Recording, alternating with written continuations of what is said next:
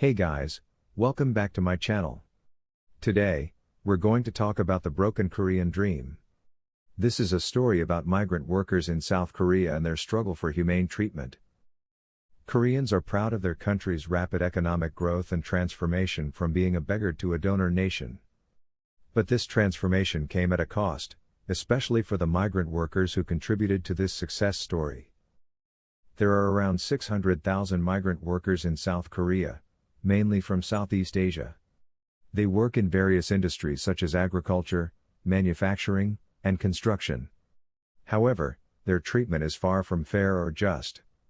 They face discrimination, exploitation, and abuse from their employers. Let me tell you the story of Prawasaning Munchu, a Thai worker who was found dead on a hill in Pocheon, Gyeonggi Province last Saturday. He had worked at a nearby pig farm for 10 years, raising about 1,000 pigs almost by himself. His cramped lodging was inside the pigsty, where visitors could hardly breathe due to the smell. Police suspect long, hard work and a harsh environment might have caused his death. The employer did not report his death but dumped the body using a tractor, fearing punishment for hiring an illegal alien. Sadly, Prawa's story is not an isolated case. In 2020, a Cambodian woman died at a greenhouse due to hypothermia. Last month, a Thai couple was found dead, poisoned by carbon monoxide while sleeping by a wood fire in a room with no heating. What's even worse is that many employers deduct up to 300,000 won, $230, from salaries for accommodation, leaving these workers with barely enough to survive. According to civic groups helping migrant workers, verbal and physical abuse are common. Women live with a constant fear of sexual assault. Many don't dream of overtime wages or severance pay. After all, changing workplaces is next to impossible as it requires employers' consent under the Employment Permit System, EPS, which volunteers call modern-day slavery, favoring employers lopsidedly. Behind all this inhumane treatment is the consciousness of giving benefits. The reality is the opposite, however.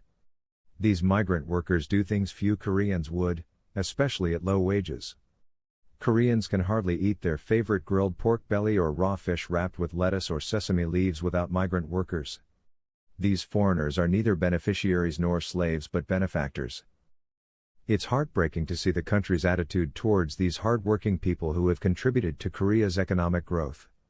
Under the EPS, migrant workers can stay in Korea for a maximum of 4 years and 10 months. That's 2 months shy of the 5 years required to apply for permanent residency. Korea needs the labor but will not accept them as members of its society. In 2021, the Constitutional Court ruled the system that prohibits migrant workers' change of workplace to be constitutional in principle. The tribunal stressed the need to manage migrant workers more efficiently amid the sharp increase of illegal sojourners. That violated international human rights norms and ran counter to the constitutional value of respecting human dignity. It is a small surprise then that Korea ratified all 9 core conventions of the Office of the UN High Commissioner for Human Rights except one, the International Convention on Migrant Workers. Can Korea protest discrimination in the West or Japan? The Yoon Suk-yeol administration plans to increase the inflow of migrant workers from 69,000 to 110,000 this year. But the plan only talks about how to make them work more for an extended period. There are no details to improve the working environment, including accommodation. No country needs foreign labor more badly than Korea, with the lowest birth rate and fastest population. The Korean dream should be for everyone, not just for Koreans. It's time for Korea to recognize the humanity and value of its migrant workers and treat them with the respect they deserve.